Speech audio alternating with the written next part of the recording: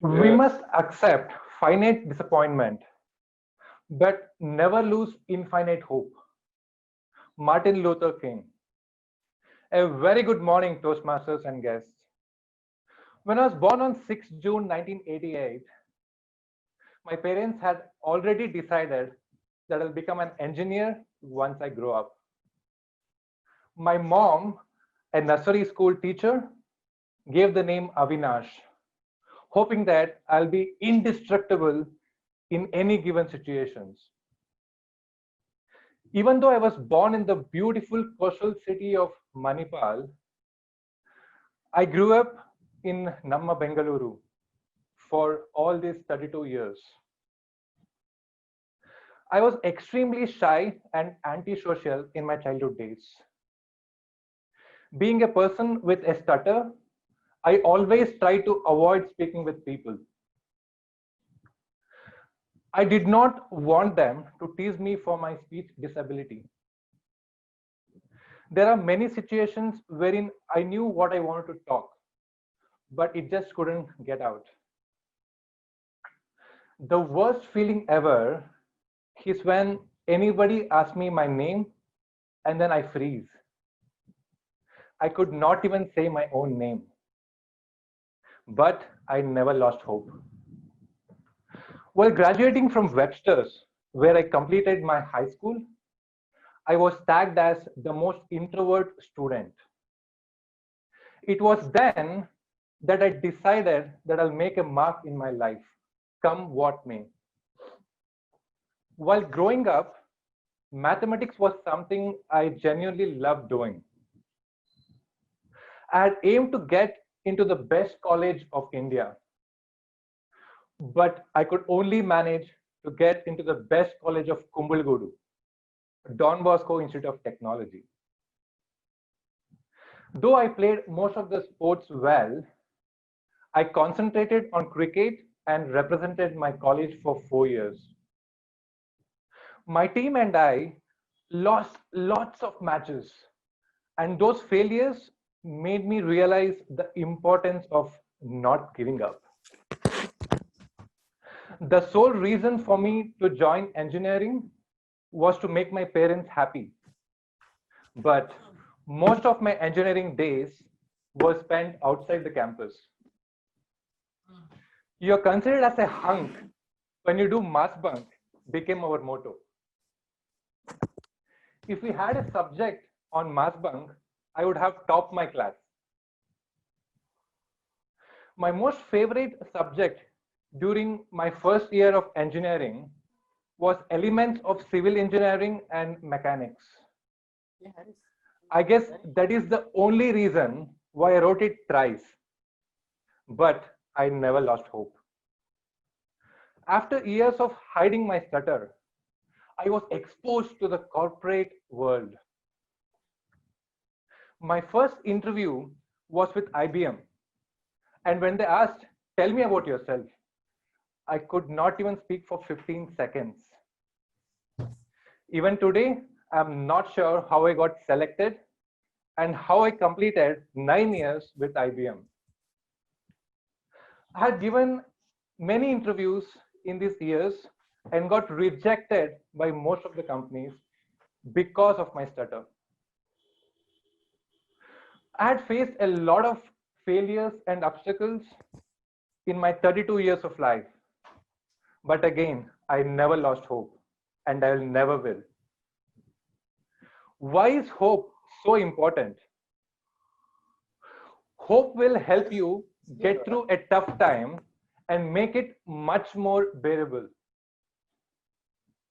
It will help you improve your future by thinking, feeling, and imagining the life you want. It will motivate and inspire you to act. Hope will encourage you to stay focused on what you want. In many ways, I have always been fighting to be a leader despite my stutter.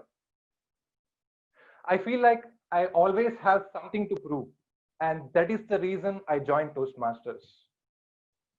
Driven by four things: belief, passion, hard work, and hope. Once again, this is Avinash. Thank you. Over to you. Good morning, everyone. Can you just give me 1 minute? Sorry. Okay. Can we have the R counter report and the timer report for Toastmaster Avinash quickly, please? Deeman, Avinash took 5 minutes, 5 seconds. And Avinash had absolutely no clutch words used. Yeah. So with this report, Toastmaster Avinash, I can say to you that your very first speech went along the very basic guidelines. First one is that you managed to keep your speech within time. And the second one is that your delivery was so good that you didn't actually have any filler words.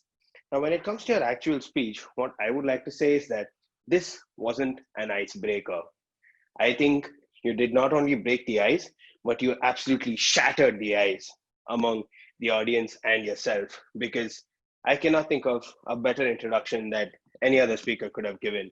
You have managed to cover every single aspect of your life from the day you were born till your journey into Toastmasters so well and so precisely that I feel like I know you pretty well right now.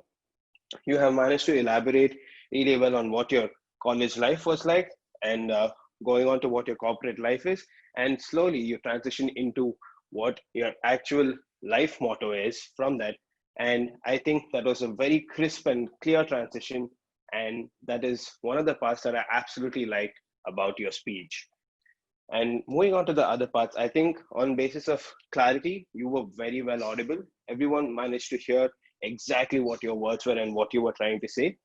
The only thing I would suggest is that maybe you should put yourself in a room where the echo isn't a bit of an issue, because I feel that I could hear a little bit of reverberations when I heard you speak, and that might have lost a little bit of the clarity, but not enough to tamper with your speech. And speaking once again about your content, I think it was absolutely brilliant. There is nothing more that I could ask for from an icebreaker speech. When it comes to the delivery, I really liked your voice audibility, and also your voice modulation, which was top notch based on each and every single part of your speech. You started the speech off with a really nice quote by Martin Luther King, which is a really commendable thing. And further on, I would say that when you're delivering your speech, you tend to have your hands in front of you, which is something a lot of speakers would do, because definitely giving a speech for the first time isn't a really easy thing. And what I would recommend is you can try having your hands idle by the side and use it only when you actually have to make important gestures to go with your speech. And the second thing would be that you should try moving around a little bit, as in take one step to the right or take one step to the left, because what seemed to happen when you moved on from parts of your speech is that you were probably leaning to the right or leaning to the left. Instead of leaning to each and other side, you could just take one step to the side, which would probably help in creating a better image when you're on stage. And with that, I also would like to congratulate you on your very first speech. A very wonderful job done. And with that, I'll hand the stage back over to the GE. Thank you.